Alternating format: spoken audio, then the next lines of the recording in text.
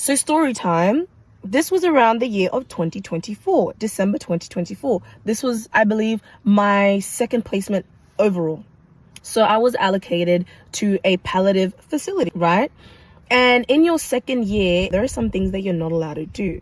I would like to believe that a lot of the things that I experienced at this particular facility was because, number one, nurses are overworked, they're stressed and underpaid, right? Who am I? A random student. I can't provide you with anything. I'm there to learn. A lot of my skills are still developing. I'm essentially in the way.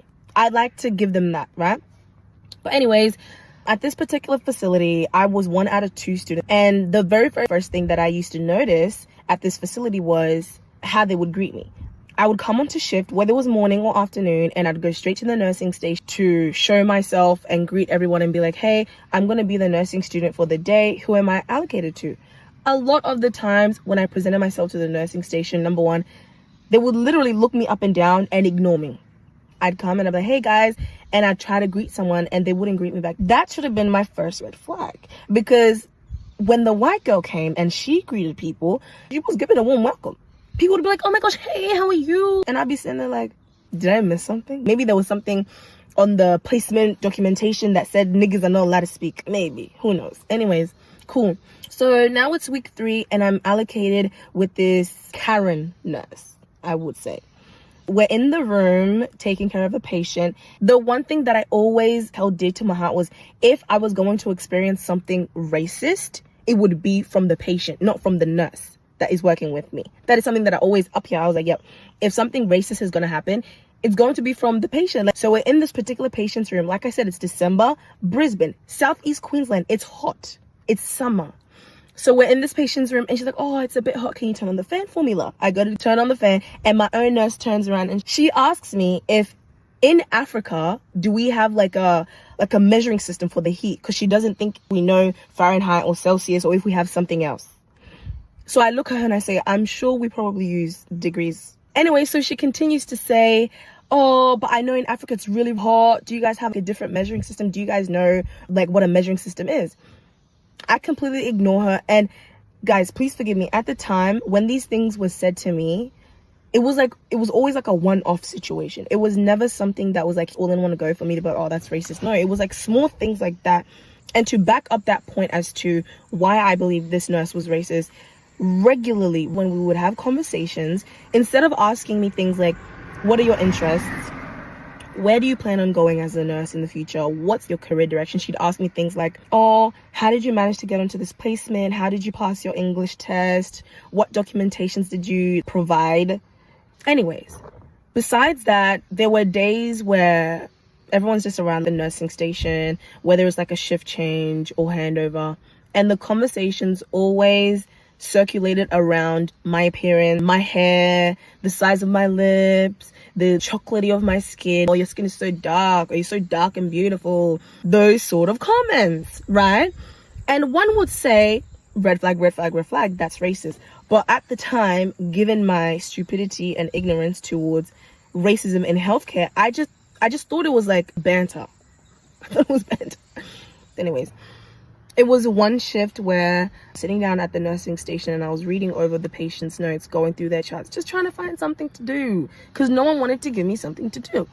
And the nurse comes to sit next to me and she's like, oh, when's your next placement? Like at the time, I was scheduled to go to my next placement next year, maybe January. And I tell her, oh, my next placement is mental health at the Belmont Hospital. I think it's a private hospital or something like that. I never went. Clearly, I failed. But after I tell her what my next placement is, she was like, you're never going to make it there. I'm just letting you know. And when she said this, it went shwim. It went over my head. My head was aerodynamic. It just went yim. I was looking at her like, and I left it. And I never said anything after that. And then she looked at me again. She was like, no, I'm serious. You're not making it to your next placement. And when she was saying this, I was like, what do you mean? Anyway, fast forward, it is now the last week of the placement. I was with a particular nurse. She's like, oh, the nurse unit manager wants to speak to you. Lo and behold, the nurse unit manager is the same nurse who told me I was not going to make it to my placement. I go to the nurse unit manager and she's like, oh, I want to have a quick meeting with you, touch base on how the placement has gone. So now I'm in this meeting with the nurse unit manager, another nurse, and someone from my university. And I recognize that person from my university, and I'm like, oh, like, hello, hi everyone. Anyways, so they sit me down and they slide me a sheet that says, oh, we're not going to sign you off, like you're not going to pass. I'm hearing this for the first time and I'm thinking, it's the last day. The last day of placement, you guys are sitting me down. So I asked them, what is it that I have done? What did I do? Is it a skill issue? Is it competency? Is it performance? Let me know. Anyways, she goes on to say, oh, a lot of the nurses feel like you're very intimidating. You didn't really greet anyone when you came onto shift. You were always rolling your eyes. You're very aggressive. Imagine a 19-year-old black girl, right, being told that you're aggressive, being told that you're rude, that you're always rolling your eyes, and so on and so forth. And I'm looking at them like, I don't think I've ever done such a thing. At best, I've attempted to greet other people, but they completely ignore me. So I want to know in which way I was, disrespectful. And then my own facilitator from the uni looks me in my eyes and says, that's bullshit. 19-year-old me, woe is me. I'm sitting there, I'm looking like, huh? I'm taken aback. And she goes, oh, don't roll your eyes. And she was like, that's bullshit. Look at you rolling your eyes right now. It was like an out-of-body experience. Out-of-body experience. And then she goes on to say, a lot of the nurses reported that your hair was very distracting. It was not workplace friendly. It was too long. It was too large. Guys. And at the time, those things didn't register. They did not register. I don't know why they didn't. They just didn't register. I just never spoke about it because I always related the racism to a fault of my own. And I think that's what racism does. When you experience racism, you blame yourself.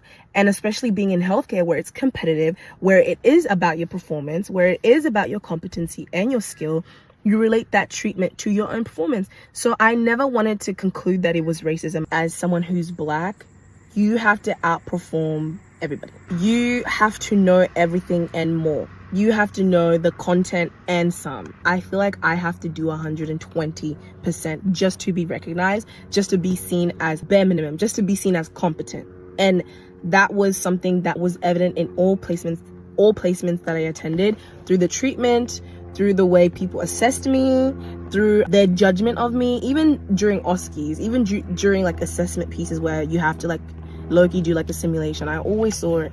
And like at the end of that placement, it never really hit me that I failed due to someone else's perception of me on a racial level. It was when I went into nursing as a black woman, I genuinely felt like people hated me.